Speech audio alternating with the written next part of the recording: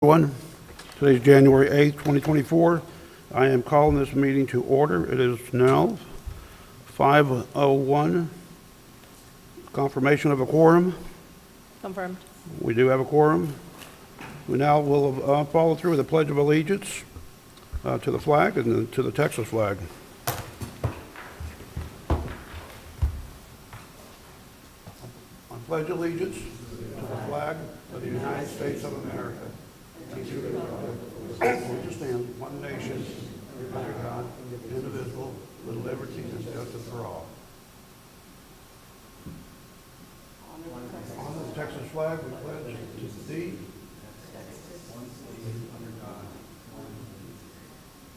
Okay, we're going to have to practice that one. Thank you for helping us on that, Mayor.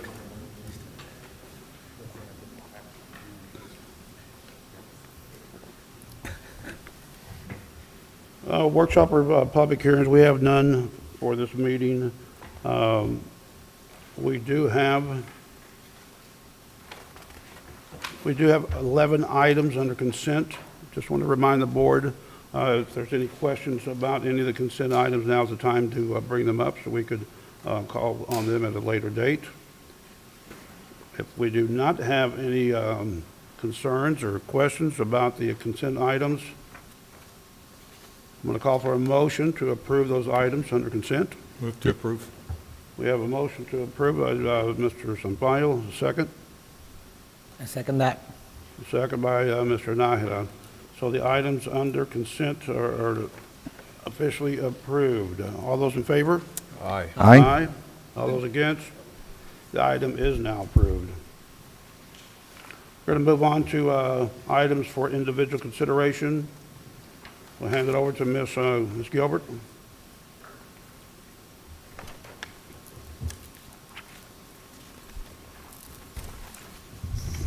Thank you, Mr. Chair. Just maybe get closer. There we go. So at this time, we have, if you turn your pages to item number 2, you have the board calendar. If any of you are considering attending any of these items, please let me know. We do have, just for everybody know, with the RSRWA meeting was canceled today, and so we have our next scheduled SRWA meeting on February the 5th. We do have everything else as scheduled and noted on there. We do have the RGV Legislators Appreciation Reception in McAllen on January the 17th, January the 18th, the South Texas Community Summit in Austin, TPPA Marketing and Legal Seminars, and then we have various other things that are going on regionally in February and in March. Please contact Rosie or Norma, our executive secretaries, if you're planning on attending any of that so we can get you the appropriate registrations. Just to note also, we had a holiday on January 1st. Our next holiday and offices will be closed on January the 15th. For industry and PUB updates, we do have everything to financial reports engineering later down on the agenda, and the drought communication update, which is really the main thing that we need to discuss at this time. And at this point, that concludes the general manager's report, unless there's any other questions you may have. Any questions for Ms. Gilbert on the board calendar? Industry and PUB updates?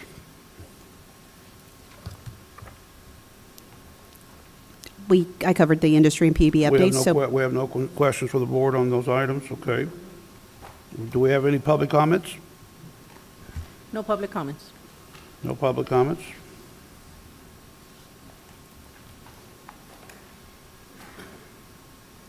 We have no items for consideration that have been pulled out of consent, so we'll move on with that. Ms. Gilbert, we'll move on with the staff reports and presentations to the board, financial reports. Thank you very much. And at this time, we have items A through D, which starting with Ms. Monica Cavazos, our Finance Director, who's going to start with the finance report and continue with the next 3 items if the board chooses to go forward. Good afternoon. Mr. Chair, members of the board, Monica Cavazos, Director of Finance, and I will be presenting the financial performance report as of November 30th, 2023. I'll be directing you to the right column, the far right column, which are the year-to-date numbers. Just to preface this, I know that there was a request from the board several months ago that we update the format of the presentations, the financial presentations. Right. And so we have developed a new format. We have a Finance Committee meeting scheduled for the first week of February. We will be presenting the new format to the Finance Committee. And once they've reviewed it, if there's any updates or suggestions from them, then we would hope to roll it out to the full board in March. But in the meantime, we'll be continuing with our current format We until thank the you new for- format's we approved. Thank you for that effort. And so looking at the year-to-date numbers, we see on line, right below line 5, we had total operating revenues of $36,411,623. We then back out, below line 11, we back out our total operating expenses of $28,941,687, which left us operating income of $7,469,936. We then back out on line 18, below line 18, our net non-operating expenses of $3,109, which left us income before capital contributions of $4,469,827. We then add our capital contributions on line 18 of $520,939, which gives us a change in net position of $4,990,766. When added to the net position at the beginning of the year, shown on line 20, of $450,777,986, gives us the net position at the end of the period, as shown on line 21, of $455,768,752. Are there any questions on this report? Okay.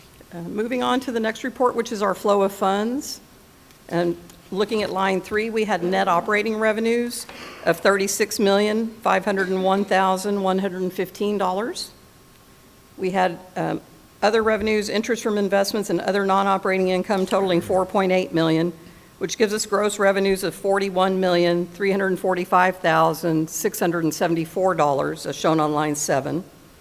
We then back out our fuel and energy costs, our off-system energy expenses, and our contributions for SRWA, which totaled $12,124,379, which left us adjusted gross revenue on line 12 of $29,221,294. This adjusted gross revenues amount is the basis for the 10% gross transfer to the city of Brownsville. We then back out our expenses of O&M expenses of $12,243,680, and our debt service obligations of $4,784,910, which left us on line 18 a balance available to surplus net of COB usage of $10,932,730. Then we back out our transfer to the city of Brownsville net of their usage of $1,662,156, leaves us a balance available for transfers out, as shown on line 20, of $9,270,574. This amount is then used to fund the improvement fund for capital improvement funding on line 24 of $2,503,133, and capital improvement funding for the Resaca from the Resaca fee of $178,592, or total transfers of $2,681,725, which leaves us on line 28 with an improvement fund surplus amount of $6,588,849. Are there any questions on the financials? Any questions from any of the board members? We'll move on, Monica. Okay.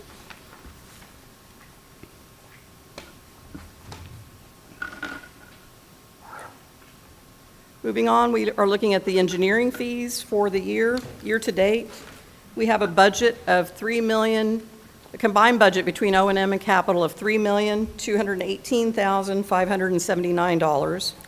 Our year-to-date spending through November is $154,863, which leaves us a budget balance available right now of $3,041,637 for engineering fees.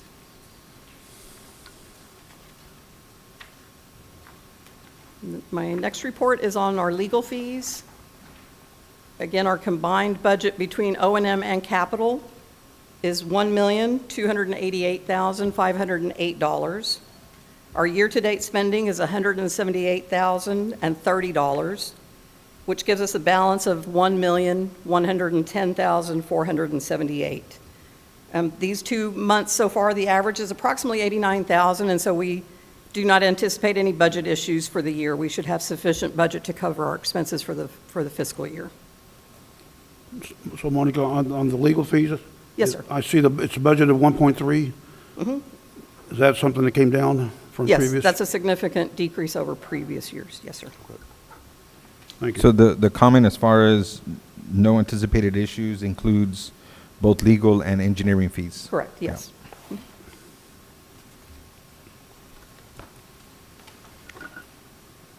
And then my last report is on the city activity with the city of Brownsville. You see in the middle of the report, the top of the report is historical information on the services that we provided to the city that were not billed. You see in the middle the services that we have billed the city that are still pending. That totals $18,108.73. And we do have a meeting scheduled later this week with city staff to review that, the schedule of shared services and to finalize those between our CFO and one of the assistant city managers and the finance director from the city, and to finalize some of those details on these items, that the billed services to the city. Okay, thank you for that. And then the bottom section of the report shows the city's usage. It shows what their gross transfer is based on each utility, the electric, water, wastewater, as well as the Resaca fee. So it shows what their usage is, what their cash transfer was for each of these utilities and the Resaca fee, and then the gross transfer. So their usage year-to-date was $1,259,974. As reported on the previous schedules, we have transferred year-to-date, we will transfer $1,662,156, and their gross transfer year-to-date is $2,922,130.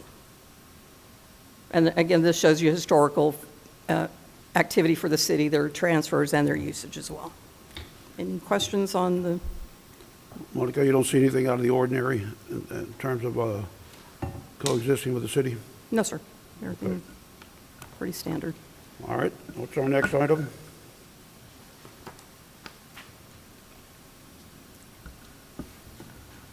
Thank you. Thank you. Our next item will now be for the drought communication update, which includes both what we're doing right now for the drought and as well as communication plans. This is something that we are monitoring very closely. I have been sending to the board awareness everything that we are when we receive the levels, and we have here Mr. Garcia, providing the latest and what we have and what we're going to see. Go ahead. Good afternoon, Chairman, members of the board. My name is Guadalupe Garcia. I'm the Water Resources Administrator for Brownsville PUB, and I'll be reviewing the drought update for today's board meeting. So wanted to start off, we kind of rolled out a new chart for you all to be able to look at the stages and kind of where we lie. Right now we do lie at 22% as of December 30th, 2023. And you can see right there we are in stage 2, kind of towards that center portion of stage 2. Once we do hit 15%, as you can see on your left-hand side for stage 3, we do go into surcharges, and you can see it on the graph there on red. So from 15 to 0, that is stage 3. Stage 4 is only for emergency situations. Sometimes it does tie into our percentage, but it's not directly affected by it. So moving forward. So here we do have a graph to show you kind of the trends from 2021 and going through 2023. We did end the year at 22%. We started it at 32.3%, and we did decrease a total of 10% throughout the year. So we'll be starting the new year of 2024 at that 22%. So as you can see, those trends do trend downward, and we're already going to be beginning on our stage 2 at 22%. So that does, the trend towards 2024 is for us to also be decreasing unless we get very needed rains over at the reservoirs, Amistad and Falcon. Here we can see the trends. There was an inquiry earlier, last month in regards to when was the last times that we hit these record lows. And here on the right-hand side of the graph, we can see the top 3 record lows dating back all the way to 1998. We did decrease our storage down to 19.1. And of course, the second lowest has been last year, August 13th of 2022, at actually 2 years ago, sorry, we're in 2024 now, 20.7%. And then last year, 2023, November 11th, at 20.9%. We just wanted to provide you this information. If you do have any questions, feel free to ask them at this moment. It goes over 100% as well? Excuse In me? the past years, it was over 100? Yes, so let me go up here. Okay, so there is the 100%, and then there is whenever we have a great flood, right, that we go above that 100% conservation. So they have that, it's called a flood conservation, 100%, and then they have a certain percent above that. And yes, as you can see, in some years, it does go above that percent. Can we get a couple more of those years, Marilyn, are we please? working right now with the city of Brownsville? We have updating a, the public? right now, we have the next portion of the presentation to discuss that, so we can discuss a little bit more about Conserve Every Water Counts and all the efforts that we've been doing. Yes. And you'll be seeing a little bit more of this Conserve Water Every Drop Counts information being brought, provided to the public by Brownsville PUB.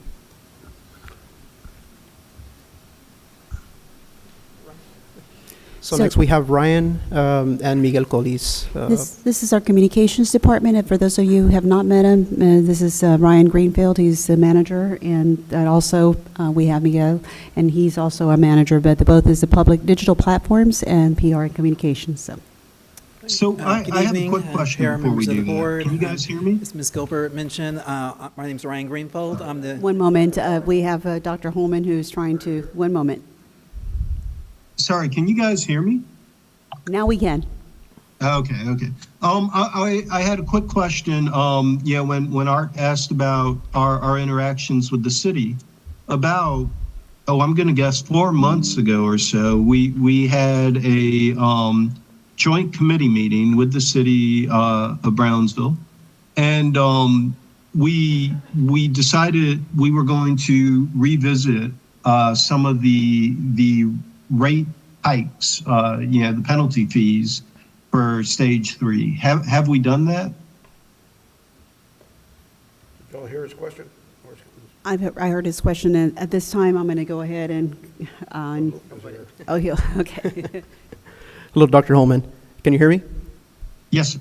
Okay, perfect. So those items, they are going to be being addressed. We're working with our upper management in order for us to look into those fees. We have already done a once-over for those in regards to our drought contingency plan for our Stage 3 surcharges. However, we are going to be continuing to look further into these items. And hopefully before we do the submittal for our May 1st state requirement submittal. So we are currently looking at those items. Okay, great. Thank you very much. No problem. A little bit, while you're still there, perhaps this is a good time for me to ask this or make this comment. I know we had discussed the many car washes that have surfaced in our community, and there's another one that we have coming up on Central Boulevard. Are we addressing that at all, or is that should that be a concern? Yeah, We will so discuss with the city on that. That is a permitting department with the city of Brownsville, so I'll turn it over to Lupe. okay. Yeah, I was gonna answer the same. That is a city, more of a city issue having to do with businesses, right? So we are having the city kind of look a little bit more into the car washes themselves as a business. We are aware kind of with the concerns that everybody does pose. We did provide some information to the city in regards to prior car wash data, historical car wash data. So, we did provide that information to the city. So And just to add, that item is coming to the City Commission soon with regards to car washes. They're going to put some restrictions on the opening of new car washes and the usage of car washes during further stages. So I think Yeah. that's coming. We're going to have some adjustments there. And I'm certainly not making any comments to slow down businesses, new businesses and existing businesses. I think the car wash business is a great business. It must be. But it has to be a concern for us at some Yeah, point. and just that, I think we're going to try to encourage the use of car washes that recycle their water and then reuse their water. And I think that's where that is going to go towards, rather than borrowing or Right. restricting that Right. industry. Thank you, Mayor. And thank you, Lupe. Thank you, Mayor, Are- and thank you, Board. Oh, can you guys hear me What we'll again? do Sorry. is- One more question before you leave. Oh, and sorry, but along the car wash line, are we able to assess different fees for different businesses? And that may be a slippery slope for us to go down, but it's just a question. So, can we say, hey, look, car wash, you guys are basically pouring this treated water away. We're going to charge you 5 times as much as, a restaurant. Not suggesting we do it. I'm just asking the question. Yeah, so when we're looking at businesses, we want to treat everybody equally as far as commercial businesses. We're trying to not single out one respective commercial business. Whether that's going to actually fall a little bit more, of course, with the city commission if we are going to be able to do that, right? Singling out a certain business. But as of right now, we're treating all businesses accordingly. Okay, and I honestly, I think that's fair. I don't think, this is a policy question, not a utility question. So I completely agree with that. Thank you. Okay.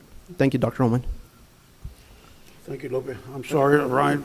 So before we proceed, I do want to say that earlier today we met with the directors' meetings and executive management, and at the next board meeting, we'll be providing you all the process, what it means for the drought contingency plan and updates, and so everybody is in full awareness of what actions we've done, what needs to happen, and all of things. And so we're not prepared for this meeting to answer a lot of the questions to you all, but we will be for the next meeting, and that's just something we all discussed in there.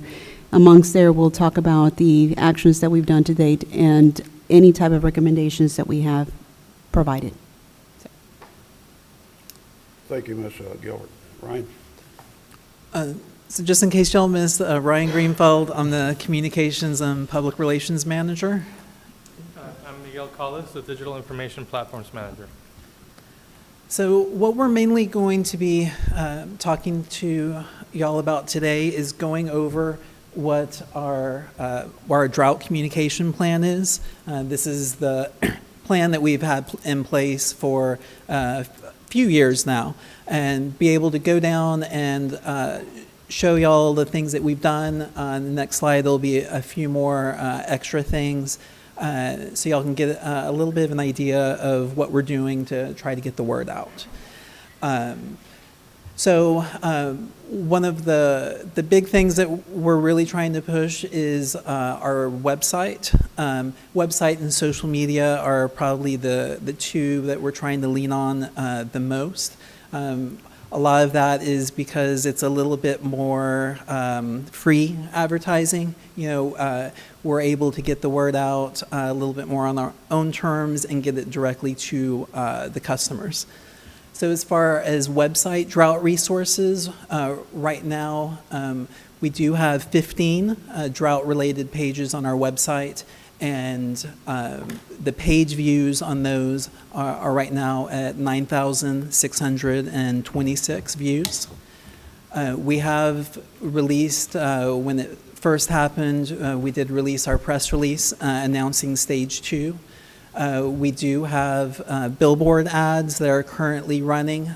We have 2 locations. One of those is at Sunrise Mall, and the other one is basically Boca Chica and the Expressway right near. The impressions there are basically right at, are just under 25,000. We've also been making sure to push this topic internally. We want to make sure that the BPB employees here know what's going on. That way, if they're out in the community and they get any questions, they would be able to answer as well. So we have done 3 stories internally in our different newsletters, and we're making sure to add water tips to give people just a little bit more to think on. We have also created 6 videos for social media. Those have amassed 191 views on YouTube. We've done 2 ads in the Brownsville Herald. And then, as I mentioned, we've been doing a lot more directly on social media. And so at this time, there's been 50 posts on Facebook, 41 on Twitter or X, and the total reach there is about 114,000 with an engagement of just under 10,000. Again, we've created 3 specifically BPB Central videos. Those are a little bit more long form as compared to some of the other videos that we've done. Some of the smaller ones are going to be a little bit more focused on quick tips, whereas the BPB Central are able to go into a little bit more detail. We've also been contacting local news stations for interviews. There have been 7 interviews conducted up until this time. We have a sponsorship with the Brownsville Performing Arts, and from that, we're able to utilize that to get our PSAs running on their KXIQ 105.1 radio station. This was something that we were able to do last year as well, so it was convenient that we already had some Stage 2 PSAs that were recorded and ready to go, and that way we were able to quickly put them in rotation. We've also been doing outreach. Specifically, I know our Resaca crews have been busy talking to different classes about a lot of it is about water resources, but as the drought has intensified, more information is going into about the drought as well.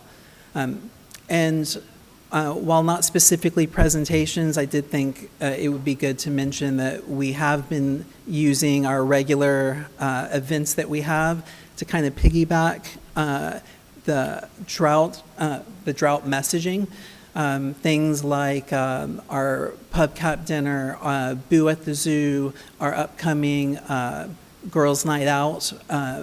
Those are all things that we're able to target and add some information about drought. So it might not seem like a message or an event that's targeted toward water, but we're able to either create subject matter topics to make it appropriate, or we'll bring flyers and be able to pass that out as well.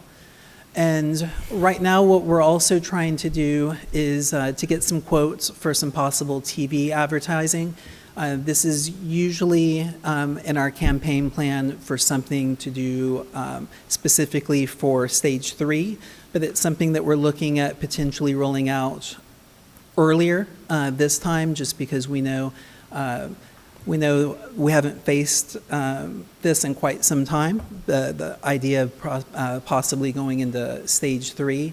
So we're looking at possibly doing something earlier than that and reaching out to some of the other utilities in our area to be able to maybe combine forces and be able to get additional reach as well. Because while this is certainly a Brownsville issue, it's also a Rio Grande Valley issue. It's something that affects us all. So again, aside from those specific items that are on the communication plan, we've also utilized the lobby TVs that are in the administration building. Foot traffic there is about 26,000. We're also currently updating our email signature for BPB employees. we send out a lot of emails here. So being able to add some information on the signature, to be able to give people some links to maybe our website and be able to make sure that they're aware of what's going on right now as far as drought, I think would be important. As I mentioned, we're doing a lot for social media, and we're looking at now boosting some of those posts and setting up a specific social media advertising campaign to be able to, again, increase our reach there. And then we've also made sure to keep this center of mind at our PubCat presentations. So I know that we've had several specific presentations, and then also just kind of general reminders, making sure to let the PubCat members know what the latest numbers are in the reservoirs. That way they know exactly what's going on and what efforts we're currently making. So again, some examples of some of the social media posts that we've done. We've tried to have a little bit of a mix. Of course, a lot of it is going to be focusing on tips, and because social media, it's easy to have a lot of it to be text-based, but we have made sure to have videos as well to try and increase engagement. And of course, we certainly don't want to go into stage 3, but that's something that we're making sure to be prepared for in case we had to. So just here, you could kind of see a little bit some of the things that we would add if we went into stage 3. So we would revamp those billboards, give some people something fresh to be able to look at. We would create an emergency digital newsletter that was focused specifically on water. That way we could provide regular updates on reservoir levels and what BPUB is doing. To complement that, we would also create an emergency video series providing updates to the water situation. These would be something that we could record quickly internally. More than anything, it's going to be kind of keeping it center of mind. Again, we'll have to continue creating educational videos for social media. Of course, when stage 3 hits, we'll do an ad in the Brownsville Herald. We'll accelerate our efforts on social media as well as our BPUB Central videos. Media is going to be something that's going to be very important. They're able to get the word out to a large number of people very quickly. So I know we'll be relying on them quite a bit.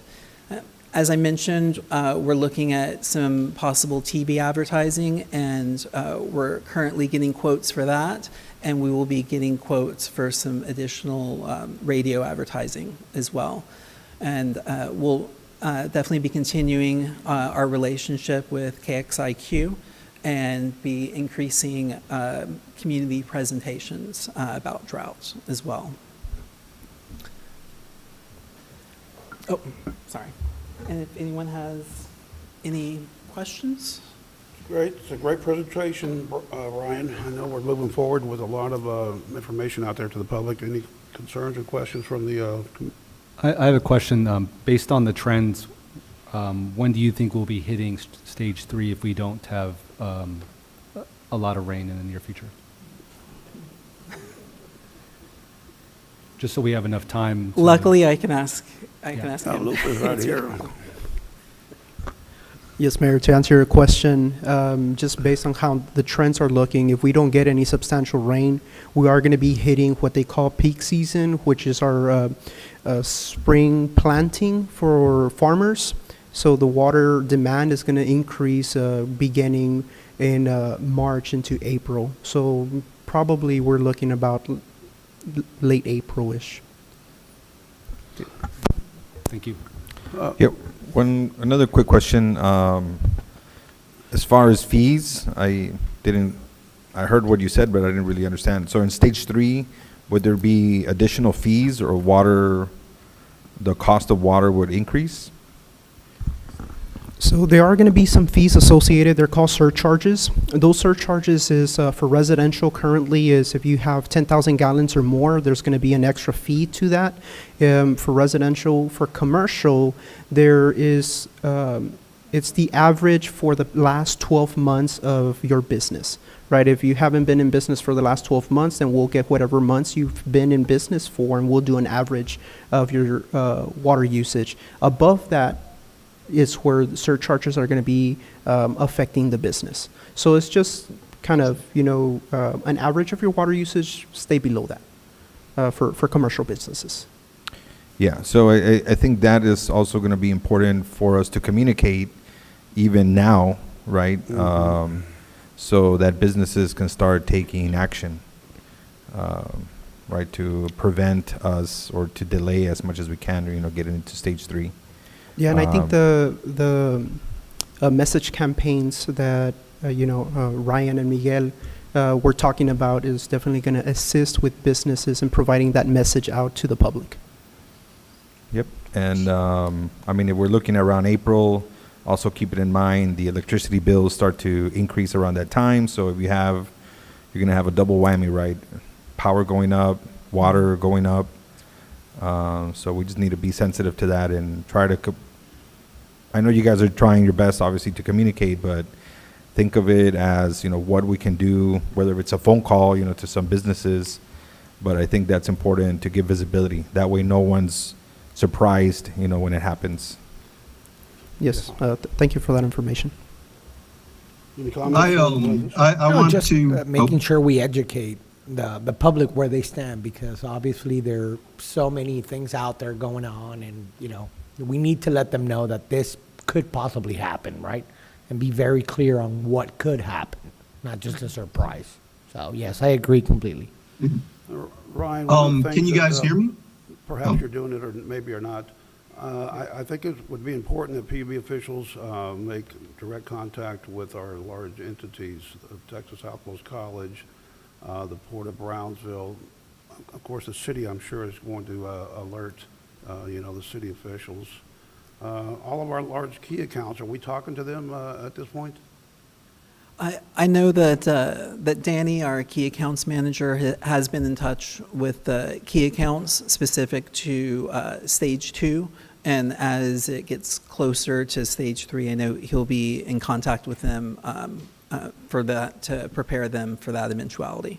Marilyn, I'd like to see if it's possible for the PUB to be on the agenda, maybe for BISD, to do a quick 5-10 minute presentation to the Texas Southmost College and some of the large key accounts where I think we need to show up there and inform the board members. BISD is operating 50 schools.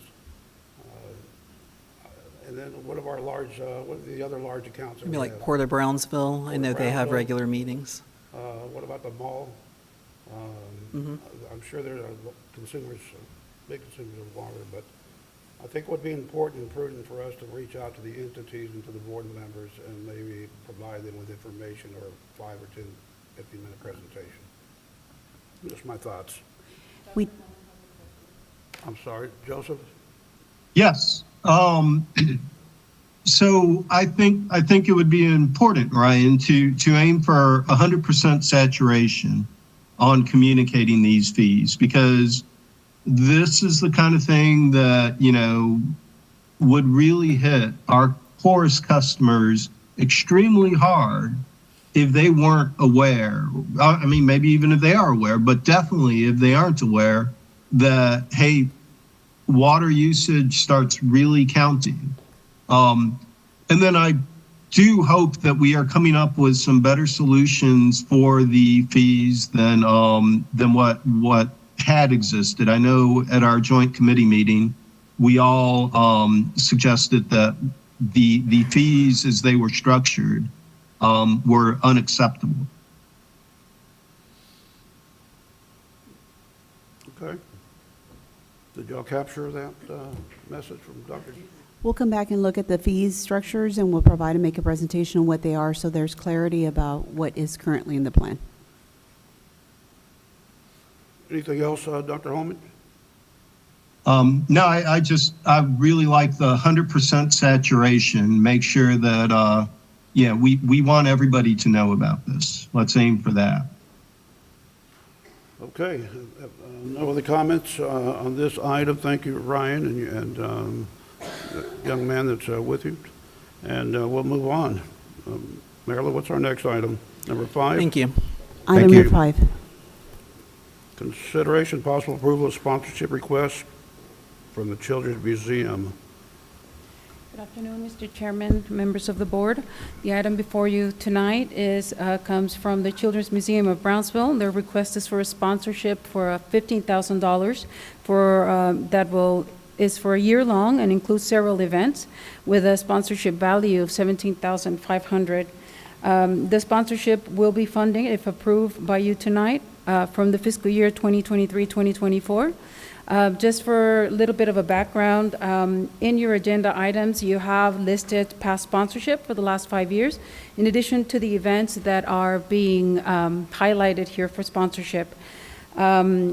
Also, there was $47,000 that was issued, or that will be granted for the construction of a water tower exhibit and a slide, in addition to a service agreement that is in the works for $1,800 that will include the annual maintenance of the outdoor exhibits. And that would include the water tower and slide in addition to an existing Resaca exhibit. With us today from the Children's Museum of Brownsville, we have a representative, Mr. Felipe Peña. If you have any questions or if you would like to see a brief presentation on his behalf. I think we're all, we all support the Children's Museum, and it's a great organization for our city.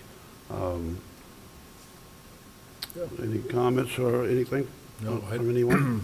I'm good with what's been presented. I'd move to approve. Okay, so we have a motion to approve the item. We have a second. Second? We have a second. All those in favor say aye. Aye. Aye. This item is passes unanimously. Thank you. Thank you. I just want to make sure that, the item was for the record, that to approve $15,000 for the annual contribution. Okay.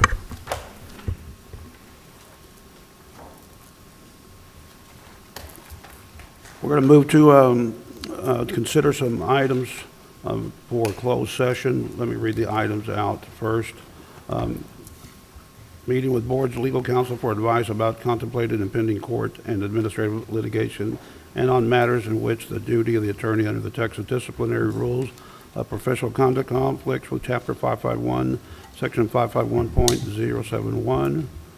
Discussion and consultation with board counsel of any contemplated and pending litigation involving Brownsville Public Utilities Board, Section 551.071. Presentation, discussion, and possible recommendation of information upon pricing of purchased power, generation, and fuel, and their impact upon the fuel, purchased energy, and marketing charge, Section 551.086. Discussion and possible action to select a firm for bond counsel services, Section 551.074 and 551.071. Discussion and possible action regarding the annual performance evaluation and compensation of the general manager and chief executive officer, Section 551.074. These items will be considered in closed session. Do I have a motion to move into closed session? So moved. We have a motion. Do I have Mr. Sampaio second? Do we have a second? Second? We have a second. All those in favor of going to closed session, say aye. Aye. Aye. This motion is unanimous. Agreed. We're moving into closed session.